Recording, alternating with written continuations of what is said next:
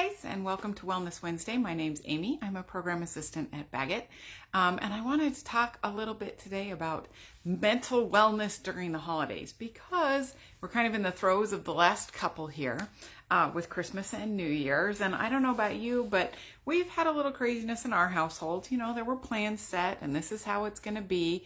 But then my dog had emergency surgery, and so now we're going to be home, and if anyone wants to see us, they have to come to us, and it just kind of changes everything, and all those last minute things I was planning to run out and grab and whatnot haven't been quite as easy. So I know others are going through that kind of stuff. With COVID changes and whatnot, there might be your gathering issues and whatnot. So I just, just so many things going on. And we always feel like we want everything to be perfect.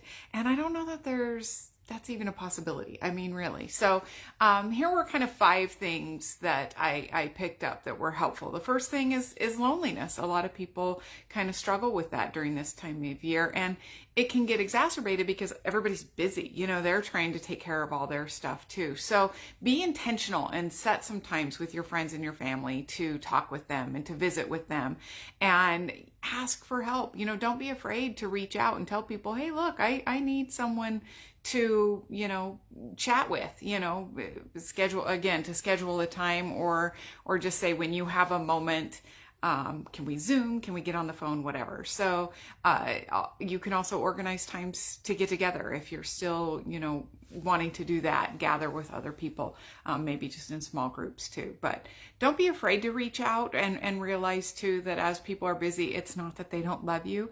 They just honestly get wrapped up in so much stuff that they forget sometimes to reach out. So make sure you ask for what you need. The second one is end of year accomplishments. We so often get wrapped up in what we haven't done this year, or, I thought I was going to get this done or that done. And then, it was 2021 and life just happened and things were still crazy. And so sit down and be intentional, write down your accomplishments this year. What did you get done? And take some time to be proud of yourself and recognize what you did get done instead of just beating yourself up for what might not have happened. The third thing is, reminders of loss. We've lost people this year in our lives, and we've lost traditions. We've lost jobs. We've lost so many things. And it's okay to take a moment and acknowledge that some things are going to be different. Maybe your traditions are changing because you're stuck at home with your dog and can't go anywhere. And so it's not going to be your typical Christmas. Or maybe you can't gather with people, maybe because they're gone, or maybe just because you're not able to gather.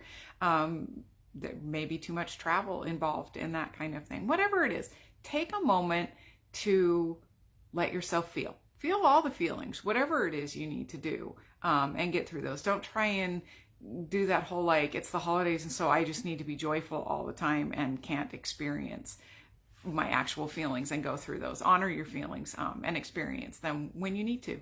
Don't wallow there for too long, but definitely let yourself experience them. Another thing is money and expenses. This one might be too late, although some of you might still be out doing last minute shopping. But, make a budget and stick to it.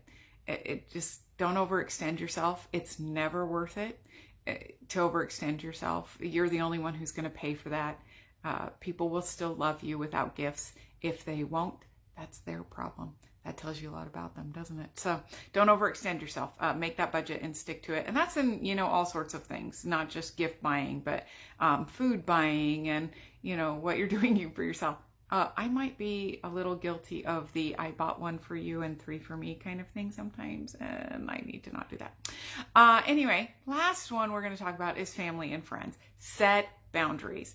It can be a little crazy sometimes, with our family and our friends and all the things they want to do and how they want to do it their way and you want to do it your way. And then it can get, difficult. Set some boundaries.